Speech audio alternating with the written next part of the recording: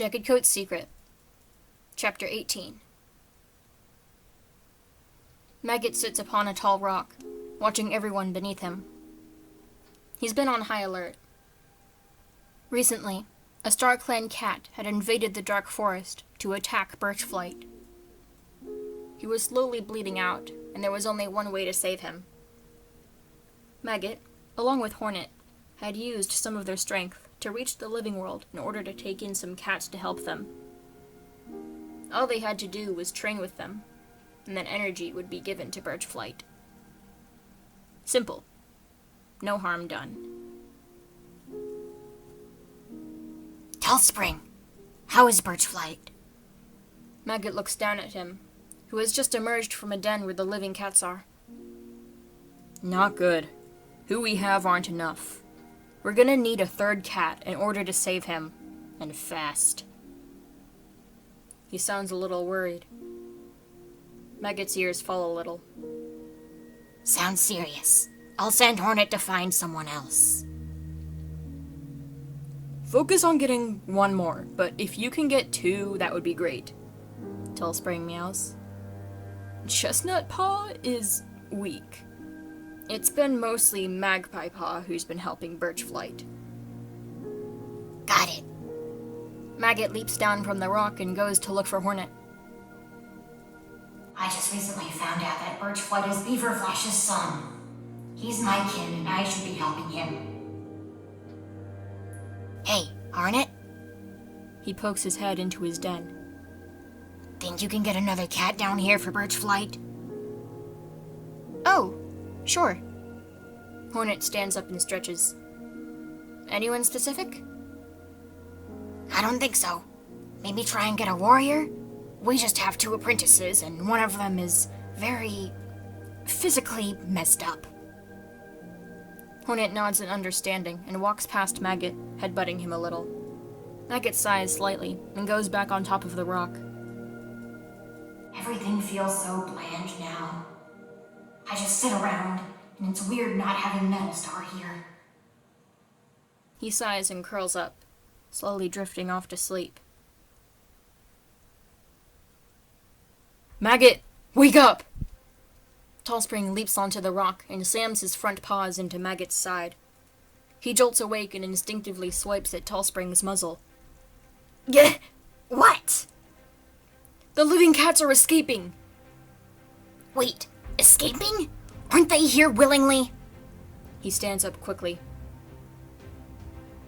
About that. Tallspring looks away. What? God damn it, Tallspring! Why? Before he can respond, Maggot shoves him out of his way and stands up. He spots the familiar blue tabby that is Magpie Paw, running at top speed with Chestnut Paw on her back. He's bloody and more mangled than he was before, stunned with shock, and unable to move. What the? Tallspring! What did you do to Chestnut Paw? He runs after them, spotting a flash of white that Magpie Paw is following. A she-cat with silver splash-like patterns and blue eyes. He swivels in front of the small group. What are you guys doing? Let us go! Magpie Paw growls. We were never holding you here? Maggot raises an eyebrow. We were told otherwise, she hisses. The white and silver Tom told us he'd kill us if we didn't do what he said. What? Maggot blinks. We weren't trying to do that. The white she-cat takes a few steps back. I've seen you before. You were a rogue clan cat. I don't trust you. Maggot feels his heart ache a little. I understand. Panicked, the white she-cat throws herself at Maggot and tackles him down onto the ground. Maggot yelps in surprise and kicks her off. What was that for?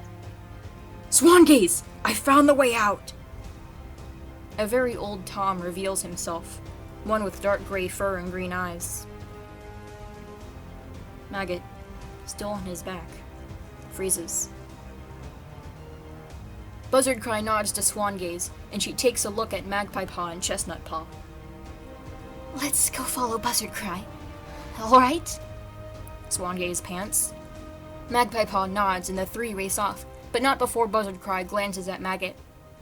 He stares for a second before leading everyone away.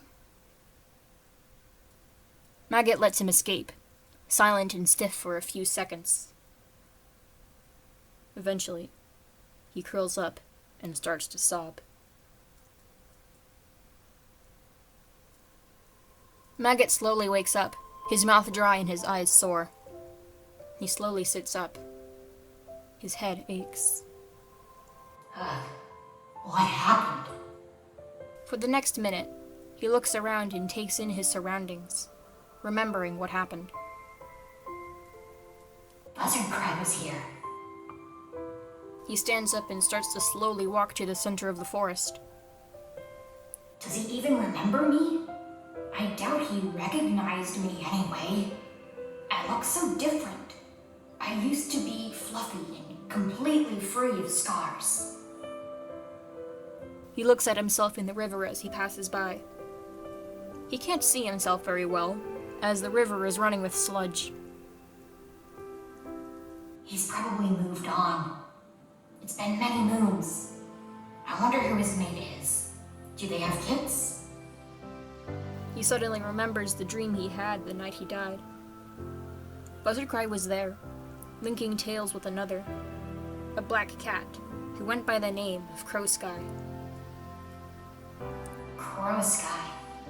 I wonder if that's the Crowpaw I remember from my time in Moss Clan. He stops suddenly.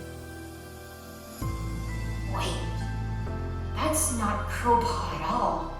Crowpaw had dark blue eyes, not really light, icy ones. After thinking a little more, his eyes widen and he sprints to their camp, top speed. Hornet! Once he arrives, he rushes up to his son. What's up? Hornet looks over at him. He looks a bit bothered. You need to watch over the dark forest for me instead. Please make sure Tall Spring doesn't do anything stupid. I'm gonna be busy for a while. What? I can't watch the dark forest. What are you going to be doing? Maggot takes a deep breath. I found out why Ice Willow's been so busy.